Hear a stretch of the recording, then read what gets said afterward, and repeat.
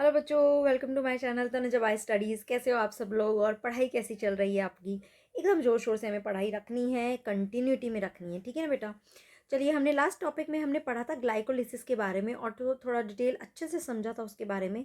अब हम बात करते हैं next one, it is fermentation. Okay, अब देखिए, एक चीज़ मैंने आपको बताई थी कि ग्लाइकोलिसिस से अल्टीमेटली क्या बन रहा है। We are having the pyruvic acid. Okay, अब इस पायरुविक एसिड के बहुत सारे फेट होते हैं, मतलब कि ये बहुत सारे अलग अलग पाथवे में एंटर कर सकता है। तो पायरुविक एसिड के तीन फेट होते हैं। एक तो क्या है, ये टोटली एरोबिक पाथवे में गया और large amount of energy release करेगा। बट एरोबिक पाथवे के लिए कंडीशन क्या है कि उसको ऑक्सीजन की रिक्वायरमेंट है। ओके, अब दूसरा ही पाथवे जा सकता है which is the anaerobic pathway, और एनारोबिक पाथवे में जो मतलब जा रहा है, this is called actually fermentation. तो यहाँ पे जो पाथवे है विच इज़ दी फर्मेंटेशन, क्या है, स्ट्रिक्टली स्ट्रिक्टली एनारोबिक चाहिए वो टोटली, और उस फर्मेंटेशन से वो क्या बनाते हैं, अल्कोहल बनाते हैं, राइट। दूसरा एक पाथवे है विच इज़ दी ऑब्लिगेट नहीं है पर फैकल्टेटिव है, मतलब कि अगर जब लैक होगा, क्या होगा, लैक ऑफ ऑक्सीजन होगा, तब ये इस पाथवे में एंटर करेगा सो दैट एनर्जी तो प्रोड्यूस करे। जैसे कि क्या इसमें बनाता है ये लैक्टिक एसिड। ओके, ये कब होता है, हमारी मसल्स के अंदर होता है जब हम विगरस एक्सरसाइज करते हैं, and at that time we do not breathe properly. तो हमारी बॉडी में किसकी कमी हो गई, ऑक्सीजन की कमी हो गई उस टाइम पे। अब बॉडी को तो एनर्जी प्रोड्यूस करना है, तो वो किसको स्विच कर जाता है, एनारोबिक पाथवे को स्विच कर जाता है, और वहाँ जाके लैक्टिक एसिड प्रोड्यूस करता है, उसके साथ ही एनर्जी प्रोड्यूस करता है, ठीक है ना। और एक जो ये वाला है फर्मेंटेशन वाला, which is totally obligate anaerobic condition, मतलब कि ये कौन करता है, ईस्ट करता है, और उसकी वजह से वो क्या बनाता है, अल्कोहल का प्रोडक्शन करता है। समझ आया? तो पायरुविक एसिड के अलग अलग फेट हो गए। एरोबिक जिसमें तो प्रॉपर एरोबिक में तो ये पूरी तरह से ब्रेक डाउन हो जाता है CO2 एंड वाटर में, जबकि इन दोनों में ये क्या होता है, पार्शियल ब्रेक डाउन होता है। क्या होता है, पार्शियल ब्रेक डाउन होता है, और इसकी वजह से एनर्जी भी कम रिलीज होती है as compare to aerobic pathway. चलिए, अब इसको ही पूरा रीड कर लेते हैं। सो इन फर्मेंटेशन से by yeast the incomplete oxidation of glucose is achieve under anaerobic condition, ठीक है ना। अभी वो बोल ही रहा है, एनारोबिक कंडीशन है, इनकम्प्लीट ऑक्सीडेशन हो रहा है by sets of reaction where pyruvic acid is converted to CO2 and ethanol, ठीक है ना। क्या क्या बना रहा है, CO2 बना रहा है और इथेनॉल बना रहा है पायरुविक एसिड से। सो कहाँ गए, या so the enzyme pyruvic acid D carboxylase and alcohol dehydrogenase, याद रखना। देखिए यहाँ पे मैं बता ही देती हूँ, ये पायरुविक एसिड बना। अब इस पायरुविक एसिड से ये जो पायरुविक एसिड बना, इसके दो फेट दिखाए हैं। तो फिलहाल हम ये वाला फेट पढ़ रहे हैं, फर्मेंटेशन वाला, जहाँ पे कौन कौन सी एंजाइम काम आ रहे हैं। पायरुविक एसिड डी कार्बोक्सिलेज यानी कि CO2 निकलेगा, एंड एल्कोहल डीहाइड्रोजनेज जिसकी वजह से एक NADH यहाँ पे यूज होगा। तो मैं यहाँ पे लिख भी देती हूँ, तो क्या है, पायरुविक डी कार्बोक्सिलेज एंड एक और that is dehydrogenase.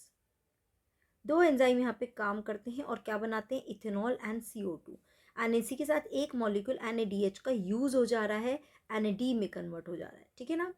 So other organism like some bacteria produce lactic acid from pyruvic acid and the step shown involve are shown in this figure. तो अगर दूसरे होते हैं जिसमें लैक ऑफ ऑक्सीजन है यहाँ पे, तो वो किस में स्विच हो जाता है, लैक्टिक एसिड बनाता है। यहाँ पे भी एक मॉलिक्यूल NADH का यूज होता है, NAD में कन्वर्ट हो जाता है। So in animal all cells also like muscles during exercise, when oxygen is inadequate for cellular respiration, pyruvic acid is reduced to lactic acid by lactate dehydrogenase, and the reducing agent is NADH which is reoxidized to NAD plus in both the process. समझ में आया? तो यहाँ पे क्या बन गया, यहाँ पे क्या यूज हो रहा है, that is pyruvic dehydrogenase is utilized over here, और उसकी वजह से रिएक्शन हो रही है एंड अल्टीमेटली लैक्टिक एसिड बन रहा है, ठीक है।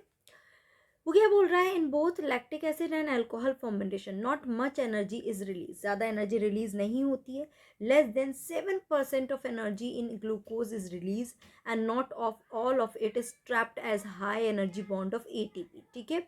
सिर्फ 7% से कम, लेस देन 7% से कम भी एनर्जी यूटिलाइज होती है। Also the processes are hazardous, either acid or alcohol is produced, which is not good, है ना। acid and alcohol both are not good.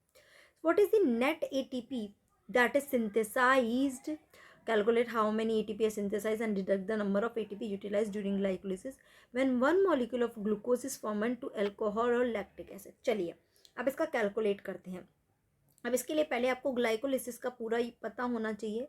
Glycolysis में याद रखना 2 ATP यूटिलाइज हो रहे हैं, है ना, और क्या हो रहा है 4 ATP सिंथेसाइज हो रहे हैं. ओके, यानी ओवरऑल इनको माइनस करेंगे तो 2 ATP फॉर्म हो रहे हैं, है ना. ठीक है, और इसके अलावा 2 NADH बन रहा है, फॉर्म हो रहे हैं. ओके, बट जब ये पायरुविक, ये क्या है ग्लाइकोलिसिस तक का, जब ये पायरुविक एसिड लैक्टिक एसिड या इथेनॉल में कन्वर्ट होता है तो वहाँ पे ये NADH मॉलिक्यूल को यूटिलाइज कर रहा है. बिकॉज हमारे पास 2 पायरुविक एसिड बनते हैं तो NADH मॉलिक्यूल भी 2 यूटिलाइज होंगे. यहाँ पे भी 2 NADH मॉलिक्यूल यूटिलाइज होंगे, यानी कि जो ये बना ना NADH, ये ही फर्दर यूटिलाइज हो जा रहा है. तो यानी कि ये तो कैंसिल हो गया. सो ओवरऑल सिर्फ और सिर्फ 2 ATP का फॉर्मेशन होता है, इधर इन दी फर्मेंटेशन और इन एल्कोहल ये लैक्टिक एसिड फॉर्मेशन, यानी कि मसल्स के अंदर. दोनों में सिर्फ और सिर्फ 2 ATP का ही फॉर्मेशन हो रहा है. ठीक है. So yeast poison themselves to death when the concentration of alcohol reaches about 13%. याद रखना, जैसे ही अल्कोहल की जो कॉन्सेंट्रेशन है वो 13% हो जाएगी, वैसे ही ईस्ट है वो पॉइजनस हो जाएगा और मर जाएगा. What then would be the maximum concentration of alcohol in beverages that are naturally fermented? How do you think alcohol beverages of alcohol content greater than this concentration are obtained? Yes, it is obtained by the process of distillation. क्योंकि normally तो इतना ही synthesise होता है, इससे ज़्यादा percent होते ही east मर जाएगा. बट अब इससे ज़्यादा परसेंट करने के लिए हम इसको क्या करते हैं, प्योरीफाई करते हैं, डिस्टिलेशन करते हैं. उस प्रोसेस के थ्रू हम इसको कॉन्सेंट्रेट बना सकते हैं. So what then is the process by which organism can carry out complete oxidation of glucose and extract the energy stored to synthesize a large number of ATP molecule which is needed for cellular metabolism? तो उसके लिए हम क्या use करते हैं, which is the aerobic pathway. ठीक है ना बेटा, जिसमें हम complete breakdown कर रहे हैं ग्लूकोज का. So anaerobic समझ में आ गया, जिसमें 2 फेट है, या तो टोटल एब्सेंस है तो फर्मेंटेशन हो रहा है, अल्कोहल का फॉर्मेशन हो रहा है, और एनिमल में मसल्स में लैक ऑफ ऑक्सीजन की वजह से वो स्विच कर जा रहा है कुछ टाइम बीइंग के लिए. ये जो लैक्टिक एसिड बनता है ये बहुत ज़्यादा मसल क्रैम्प करते हैं, जिसकी वजह से हम जिस दिन हम बहुत ज़्यादा एक्सरसाइज करते हैं तो हम फील करते हैं कि we are feeling muscle cramp. Okay, and when we take rest वो वापस सब्सिडाइज हो जाता है. क्यों? क्योंकि वो लैक्टिक एसिड वापस से कन्वर्ट हो जाता है और स्विच हो जाता है वापस एरोबिक पाथवे में. ये सिर्फ उस टाइम पे जाता है जब हमें एनर्जी की रिक्वायरमेंट है और एनारोबिक कंडीशन क्रिएट हो गई है, ऑक्सीजन का अमाउंट कम है हमारी बॉडी में, सिर्फ उस टाइम के लिए लैक्टिक एसिड बनता है. ठीक है. In eukaryotes these steps takes place within the mitochondria and this require oxygen. Aerobic respiration is the process that leads to a complete oxidation of organic substances in the presence of oxygen and release CO2, water and large amount of energy present in the substrate. This type of respiration is most common in higher organisms. We will look at these processes in the next section. ठीक है. Okay, तो चलिए अब aerobic respiration को पूरा अच्छे से clearly समझते हैं क्या होता है कंप्लीट ब्रेकडाउन में. सबसे पहली बात याद रखना, ग्लाइकोलिसिस कहाँ होता है, मैं पहले बता चुकी हूँ, साइटोप्लाज्म में. एनारोबिक रेस्पिरेशन कहाँ होगा, if I ask you anaerobic respiration, ये सब भी कहाँ पे होगा, साइटोप्लाज्म में ही होगा. बट एरोबिक रेस्पिरेशन कहाँ पर होता है, it takes place in mitochondria. ठीक है बेटा. For aerobic respiration to take place within the mitochondria, the final product of glycolysis, pyruvate, जो कहाँ बना है, साइटोप्लाज्म में बना है, is transported from the cytoplasm into the mitochondria. पहले वो माइटोकॉन्ड्रिया के अंदर आएगा. And the crucial event in aerobic respiration are, first is what, complete oxidation of pyruvate by the stepwise removal of all the hydrogen atom, leaving 3 molecule of CO2. कितने molecule बना रहा है, 3 molecule of CO2. Simple सी बात है ना, 3 carbon का बना हुआ है ये पायरुवेट, तो 3 molecule of CO2 बनेंगे. The passing on of the electron removed as part of hydrogen atom to molecular oxygen with simultaneous synthesis of ATP, है ना. अभी फिलहाल आपको शायद ये स्टेप ज़्यादा समझ नहीं आएगा, थोड़ा सा ओवरऑल ऐसा समझिए कि इलेक्ट्रॉन जो निकल रहे हैं वो एक चेन से पास ऑन होते हैं और अल्टीमेटली वो एटीपी सिंथेसाइज करने में हेल्प करते हैं, राइट। इसको हम समझेंगे बाद में ईटीएस को, तब आपको वहाँ पे अच्छे से क्लियर होगा.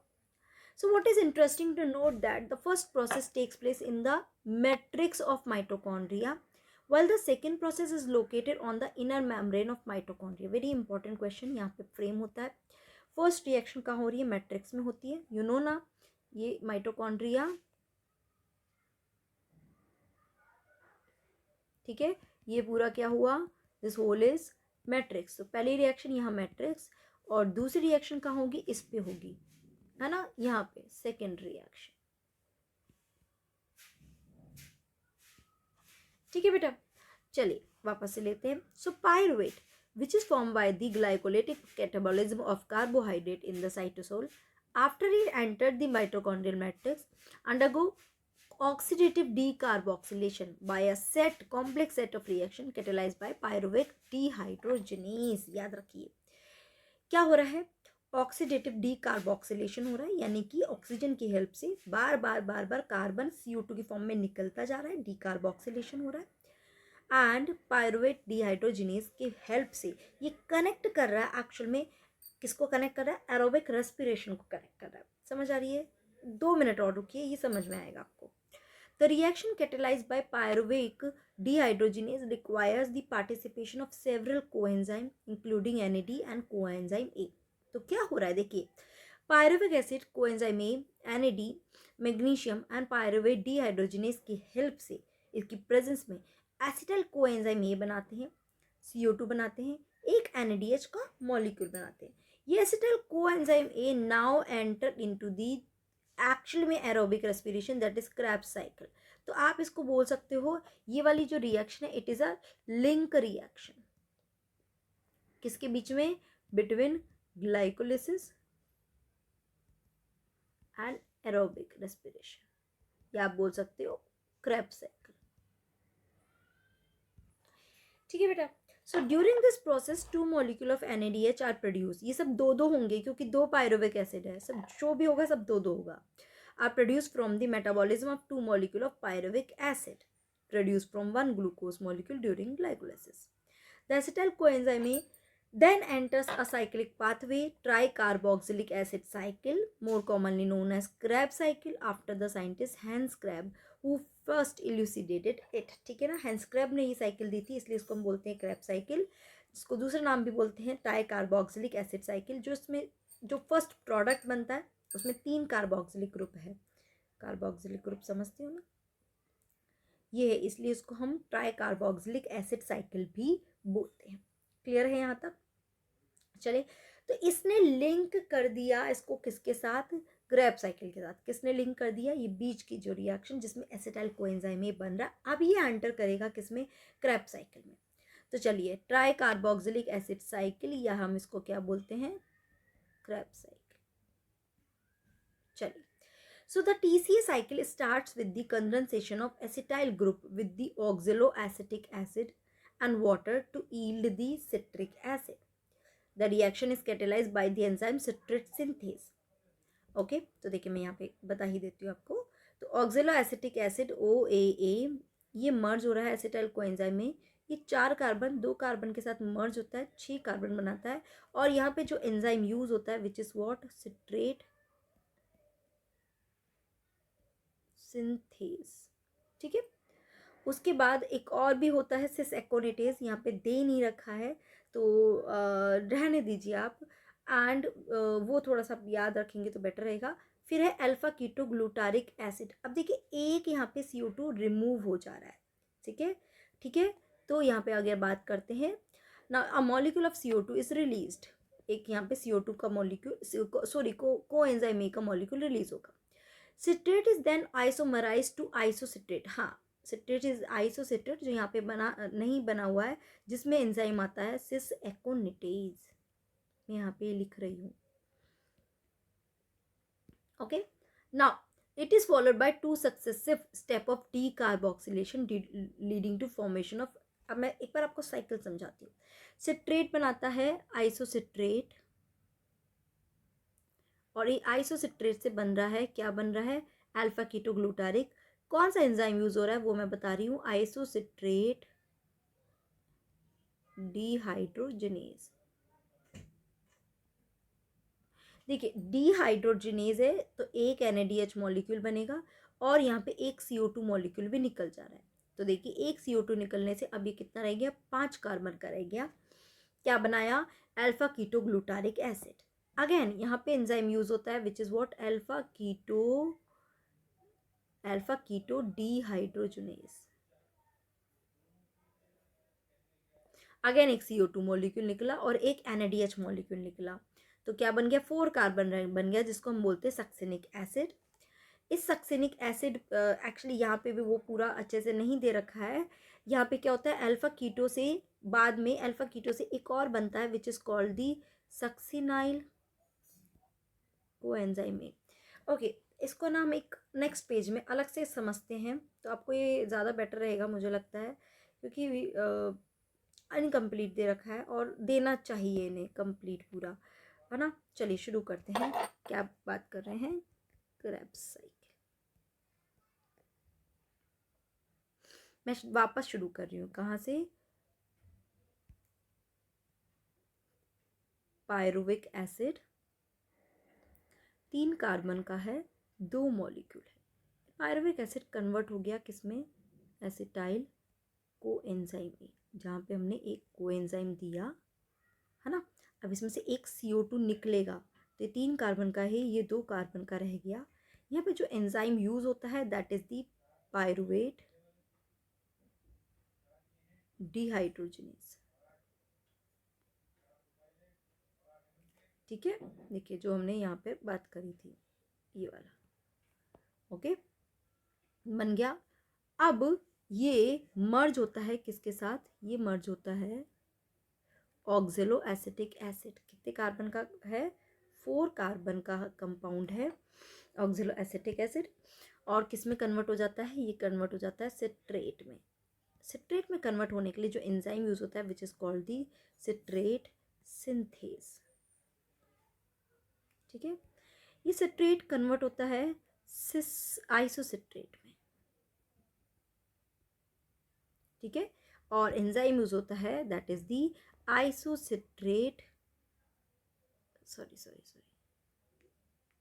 सिस एकोनेटेज। ठीक है बेटा, है ना। तो ये 6 कार्बन का हो गया, ये भी 6 कार्बन का। ओके चलिए अब आगे लेते हैं, उसके बाद 1 मिनट, है ना।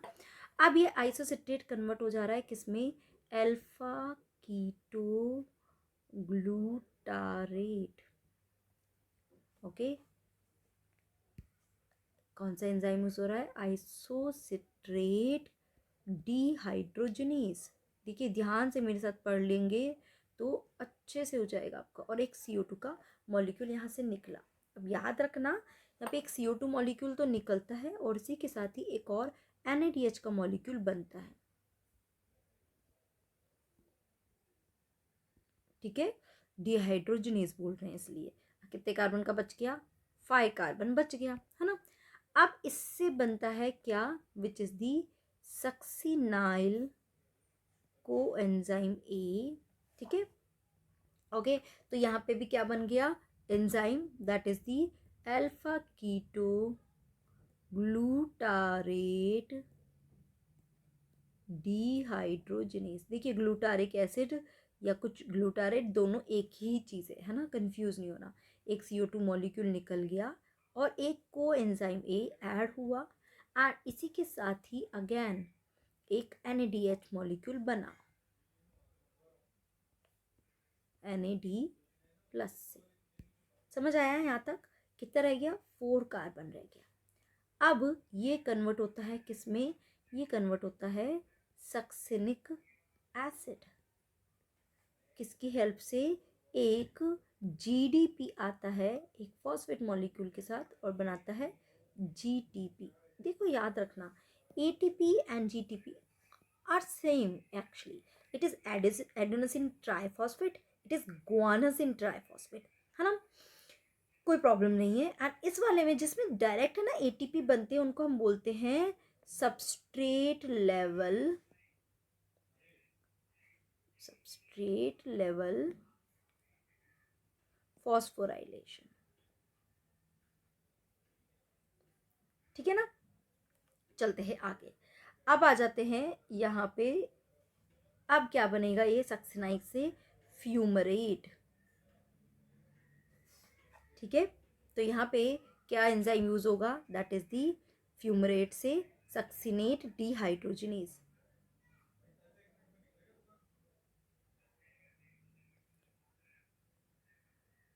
और यहाँ पे यूज होगा, यहाँ पे क्या बनेगा, यहाँ पे बनेगा, रेड से बताती हूँ, FADH2 बनेगा, NADH की जगह FADH2 बनेगा। ठीक है ना, याद रखना। नाउ फ्यूमरेट से बनता है मैलेट। ओके, तो मैलेट जब बनता है, फ्यूम है ना, तो एक इसमें वाटर मॉलिक्यूल ऐड हो रहा है, और यहाँ पे जो एंजाइम यूज होता है that is the fumarase. Okay, उसके बाद मैलेट से ऑक्सलो एसिटिक एसिड। अब देखिए सब 4 कार्बन ही चल रहा है, राइट। ओके, तो मैलेट से जो एंजाइम यूज होता है उसको हम बोलते हैं मैलेट डिहाइड्रोजिनेज। और क्या बना अगेन, एक NADH+H मॉलिक्यूल बना, NAD प्लस से। मैं दोबारा बता देती हूँ, देखिए ऊपर हमने बात करी पायरुवेट डिहाइड्रोजिनेज से, उसके सिट्रेट से आइसोसिट्रेट बनता है सिस एक्नोटेज enzyme.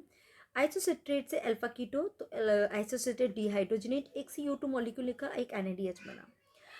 Alpha keto glutarate dehydrogenase, again एक CO2 मॉलिक्यूल निकला, NADH बना। देन सक्सिनाइल कोएंजाइम है, सक्सिनाइल से सक्सिनिक एसिड, जहाँ पे एक GTP मॉलिक्यूल बनता है, जो डायरेक्ट बन रहा है GTP या ATP, इन सबको हम बोलते हैं सबस्ट्रेट लेवल फॉस्फोराइलेशन। जहाँ डायरेक्ट नहीं बनता, जैसे कि ये NADH बन रहे हैं, इनसे अभी ATP रिलीज करना जरूरी है, इनको बोलते हैं ऑक्सीडेटिव फॉस्फोराइलेशन। क्या बोलते हैं, ऑक्सीडेटिव फॉस्फोराइलेशन, कि अभी इनका ऑक्सीडेशन होगा, हाइड्रोजन निकलेगा और उसकी वजह से ATP रिलीज होगी, इसलिए हम उसको बोलते हैं ऑक्सीडेटिव फॉस्फोराइलेशन। सक्सिनिक एसिड से बनेगा फ्यूमरेट या ठीक है, तो सक्सिनेट डिहाइड्रोजिनेज, एक FADH2 molecule. Then malate, fumarase enzyme की वजह से फ्यूम है ना, तो फ्यूम आप ऐसा कंसीडर कर सकते हैं, water vapour sort of, right.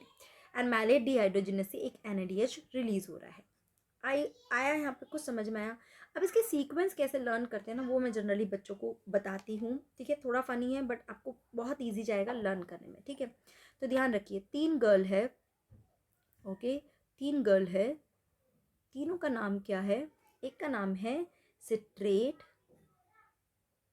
Isocitrate, ठीक है, अल्फा कीटो ग्लूटारेट। 3 लड़कियां और हैं।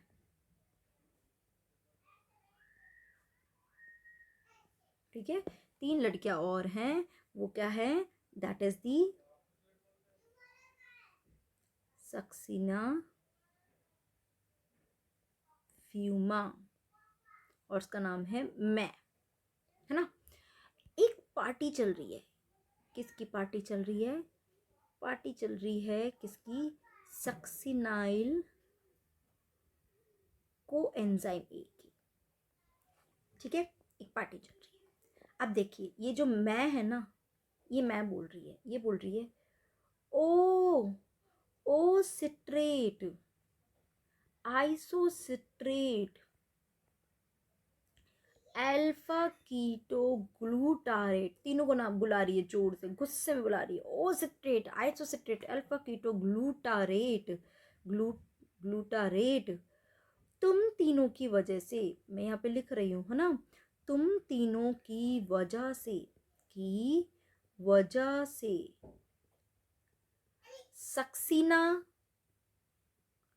फ्यूमा, मैं लेट हो गई,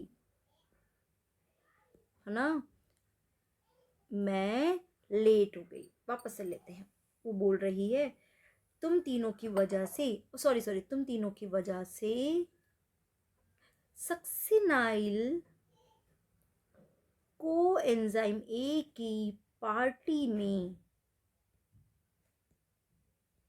सक्सीना, फ्यूमा, मैं लेट हो गई। आई बात समझ में? ठीक है, तो वो क्या बोल रहे हैं, ओ सिट्रेट यानी ओ सिट्रेट आइसोसिट्रेट अल्फा कीटोग्लूटाराइड, तुम तीनों की वजह से सक्सिनाइल कोएंजाइम की पार्टी में सक्सीना फ्यूमा मैलेट को मैलेट, है ना।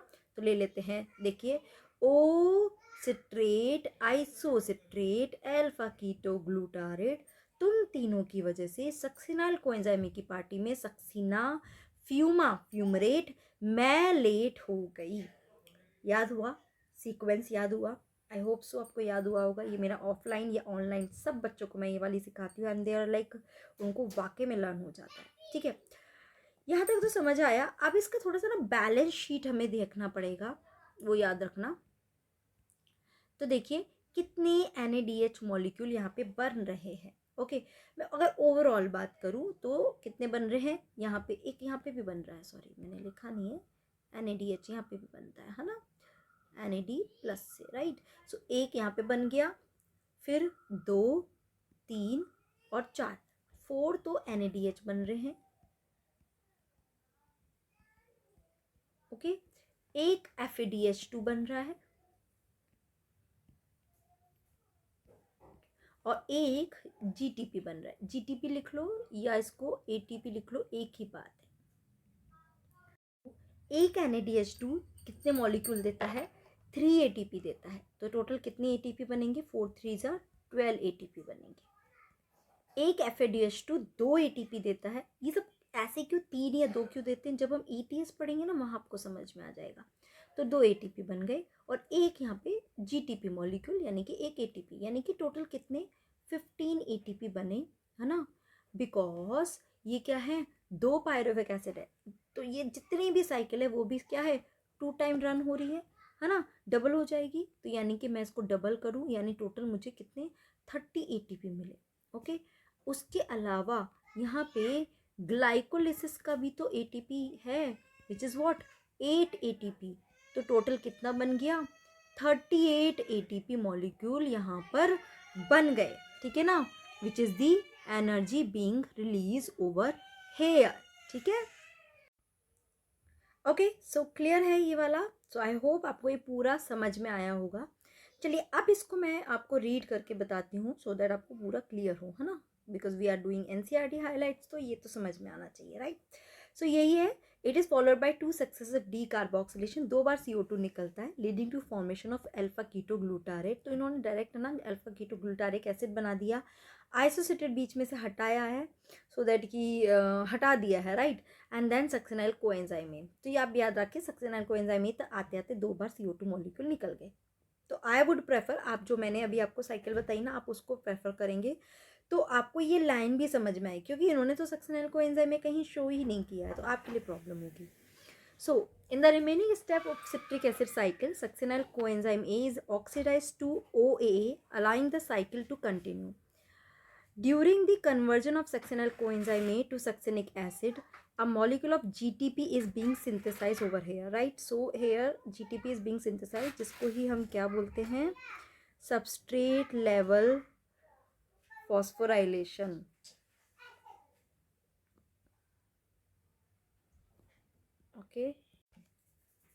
Okay, so this is substrate level phosphorylation. So in a coupled reaction, GTP is converted into GTP with the simultaneous synthesis of ATP from ADP. So as I told you, GTP is equal to ATP. Okay, so कोई difference नहीं है, right? Now also there are some 3 points in the cycle where NAD is reduced to NADS. As I told you in this reaction, तो यहाँ पे देखिए अगर आप count कर रहे हैं तो NAD यहाँ पे 4 जगह यहाँ पे NAD बन रहा है, जो मैं ऑलरेडी आपको बता चुकी हूँ। ठीक है बेटा। Now one more point where FAD plus is reduce to FADH2। जब हम मैलिक एसिड यहाँ पे मतलब इन्होंने दिखाया नहीं है, इट इज़ फ्यूमरेट जब बनेगा तो वहाँ पे एक FADH2 मॉलिक्यूल बनेगा। The continued oxidation of acetyl coenzyme A via the TCA cycle requires the continued replenishment of oxaloacetic acid. So because that's why we are calling it cycle, because वापस से oxaloacetic acid यहाँ पे बन रहा है, right? So the first member of the cycle. In addition, it is also require regeneration of NAD plus FAD plus from NADH and FADH2 respectively. तो वो सब कैसे बनेंगे? when they will enter into ETS, okay, जिसको हम next में देखेंगे. सो ETS में जब एंटर करेंगे वापस से NAD प्लस बन जाएगा, जो फिर वापस से इस साइकिल में NAD या FADH2 में कन्वर्ट होंगे. The summary equation for this phase of respiration may be written as follows. तो ये थोड़ा सा इक्वेशन आप ध्यान में रखना. ये सब हो कहाँ रहा है? ये सब हो रहा है माइटोकॉन्ड्रिया के मैट्रिक्स में, where pyruvic acid 4 NAD plus 1 FAD plus water ADP phosphate, and उसकी वजह से हमें 3 CO2 molecule 4 NADH 1 FADH and hydrogen ion इसके साथ ही मिल रहा है एंड ATP. ठीक है. So we have still now seen that glucose has been broken down to release CO2 and 8 molecule of NADH2 of FADH2 have been synthesized besides just 2 molecule of ATP in TC cycle. तो ये सब double क्यों हो गया? Because I've told you pyruvic acid 2 बन रहे हैं तो ये साइकिल दो बार चलेगी, तो इसलिए सब कुछ डबल हो गया. ठीक है. You may be wondering why we have been discussing respiration at all. Neither O2 has come into the picture, nor the promised large number of ATP has yet been synthesized. आप देखेंगे कहीं भी O2 भी use नहीं हो रहा है और कहीं भी ATP इतना प्रोड्यूस नहीं हो रहा है, फिर भी हम इसको एरोबिक रेस्पिरेशन या large number of energy synthesising ऐसा क्यों बोल रहे हैं? बिकॉज आगे जाके ये सारे NADH2 यूटिलाइज होंगे ETS में, और ETS में जाके ये large amount of ATP release करेंगे. Also what is the role of NADH and FADH2 that is synthesise, वो सब हम किस में देखने वाले हैं? हम देखने वाले हैं ETS में, right. Let us now understand the role of O2 in respiration and how ATP synthesise. वो दोनों का रोल हम देखेंगे ETS साइकिल जो हम देखेंगे. Okay, in next class we will talk about this one. So यहाँ तक आपको आई थिंक क्लियर हुआ होगा क्रेब्स साइकिल. इसको एक बार गो थ्रू करना. कोई भी डाउट होगा तो प्लीज़ मुझे बताना इसमें, राइट. ठीक है. सो आई थिंक यहाँ तक क्लियर है.